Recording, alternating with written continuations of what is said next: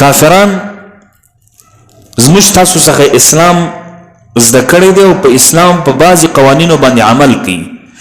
لکه په اسلام کې دا دي چې ته دواغ نه وایې، په اسلام کې دا ده چې ته په مال په خرید او په فروخت کې به زیادت او نقصان نه راولي.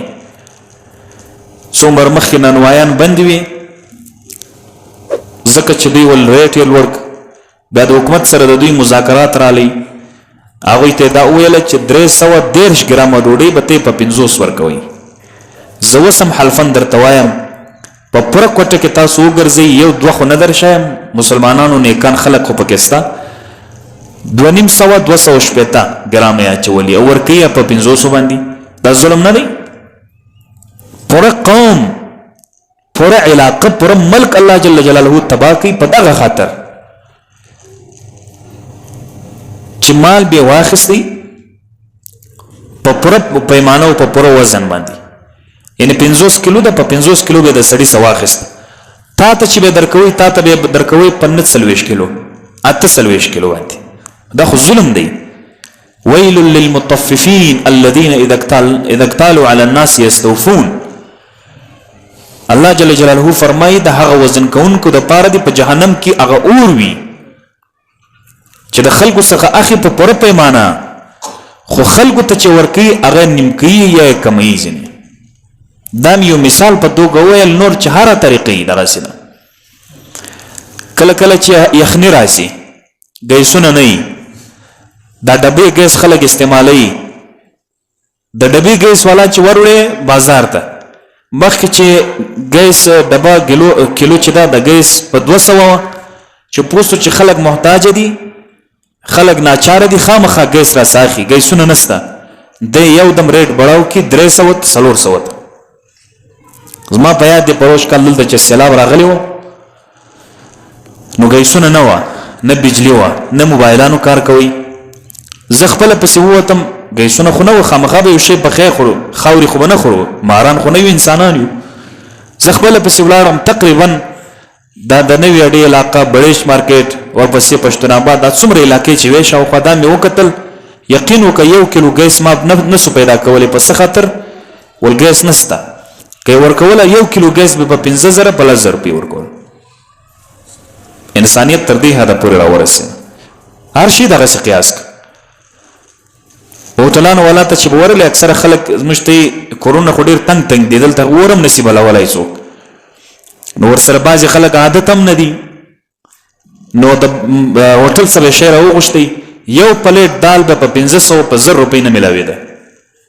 د مسلمانانو د مجبورۍ څخه استفاده. دا خو کوچني مثالونه ده.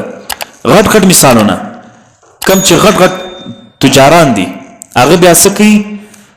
وړۍ، که وریجې، که بورۍ، که چای وي، داسې غټ غټ سامانونه چې دي خپل ځان ته ګودامونه جوړ کړي چې مال ارزانه سي، یا پوهېږي چې ګرانېږي، مال وساتي، ویې ساتي 1000 پارسله، 2000 پارسله، 5000 پارسله، دا وساتي.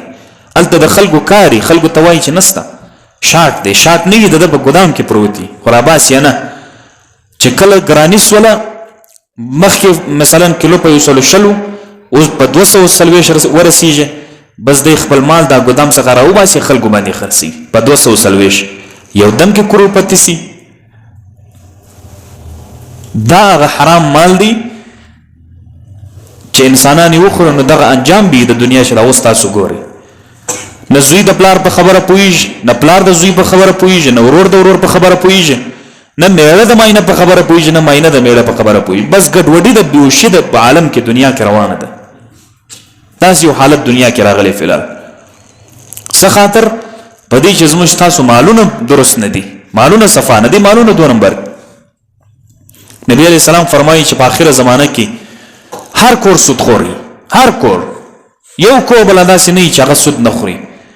نبی علیہ السلام ته صحابه فرمایي چې یا رسول الله په موږ کې خو به نیکان خلک وي، صالحان خلک وي، دا څنګه سود خوري؟ نبی علیہ السلام فرمایي که هغه سود نه خوري ډېر متقي دی، خو د سود بوی بیا هم هغه کور ته ورځي. دغه شانته د اسلام د دعویدارانو حال دا ده چې هغه خپل د مال په ذریعه، خپل د منافعو په ذریعه باندې د الله جل جلاله رحمتونو نازلولو، د الله جل جلاله د برکتونو د نازلولو لپاره تیار نه دی.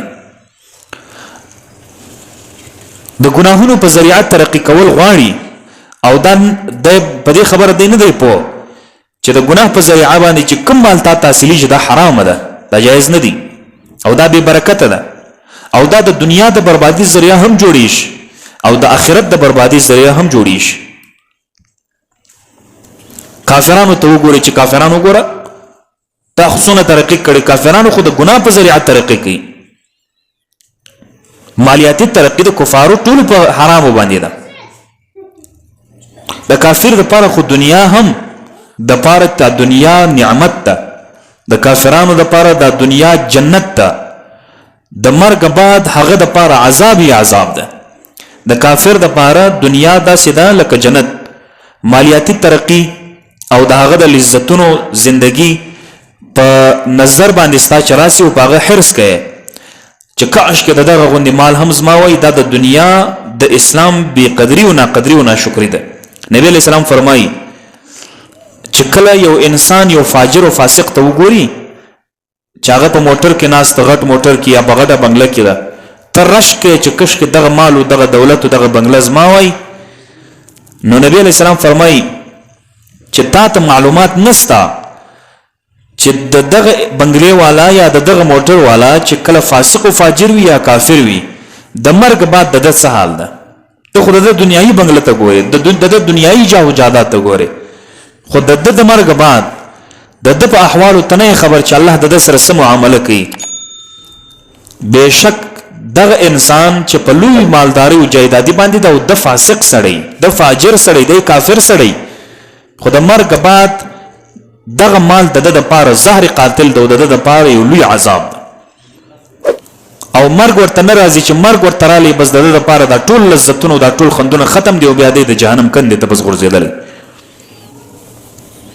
یو انسان چې په دوزخ ته روان وي دغه په مال باندې انسان افسوس ولیکي، رشک ولیکي.